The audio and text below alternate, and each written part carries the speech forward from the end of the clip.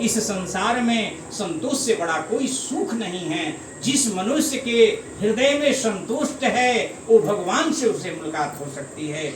इसलिए कोई भी हमें कामना नहीं करनी चाहिए। हम एक पुष्प भगवान पर चढ़ाते हैं तो भगवान समझ जाते हैं कि हमारे भक्त को किस चीज की आवश्यकता है, क्या चाहिए इसको। वो बिन मांगे मोती मिले, मांगन मिले न भीख।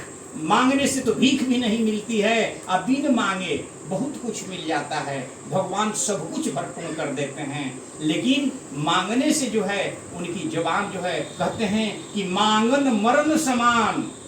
जो मांगता है वो मर के मांगता है।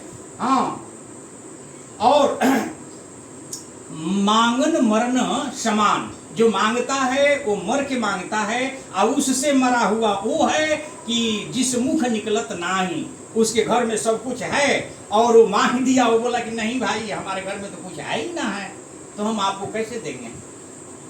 तो उससे मरा हुआ वो है कि जो कि उसके मुख से निकलता है कि नहीं मैं नहीं दे सकता। मर चुके जो को मांगन जाए इससे पहले वे मरे जिनको पूछ सकना ना। देखिए न करें, यह देखकर विचार किया कि इन लोगों का दुख किस प्रकार दूर हो, ऐसा मन में विचार कर विष्णु लोक में चले गए। कौन चले गए? नारद जी।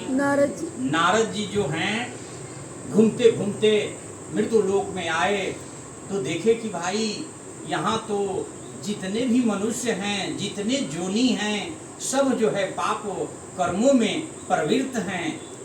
भक्ति का धर्म मार्ग छोड़ करके और गलत पाप की प्रवृत्ति को वो लोग संरक्षक हैं, उसी में प्रवृत्त हैं। कोई ऐसा उपाय जा करके भगवान के स्तुति करके नारद जी बोल रहे हैं, जा करके वो चले गए विष्णु लोक में और विष्णु लोक में जा करके भगवान को प्रार्थना किए कि शांताकारं भुजगशयनं पद्मनाभं सुरेशं विश्वाधारं गगन सदृशं मेघवर्णं शुभांगं लक्ष्मीकान्तं कमलनयनं योगविद्यानिगम्यं वंदे विष्णु भवभयहरं सर्वलोकैकनाथं।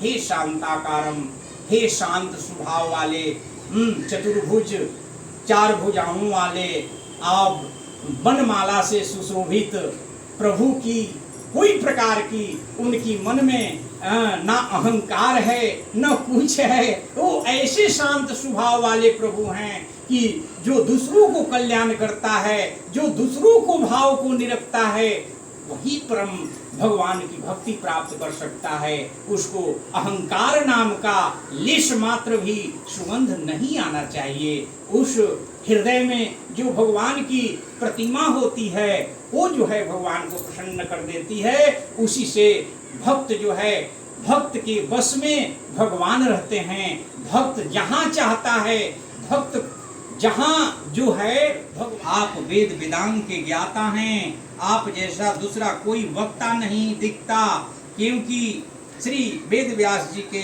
आप शिष्य हैं। सूत जी बोले, हे मुनि श्रेष्ठ, तुम धन्य हो, तुम्हारी वैष्णव में अग्रणीय हो, कारण कि सब प्राणियों का तुम सदैव हित चाहते हो। हे शौनक सुनो, मैं आपसे उस उत्तम व्रत को कहूंगा जिस व्रत को नारद जी ने लक्ष्मीपति भगवान से पूछा था, और जिस प्रकार भगवान ने नारद जी से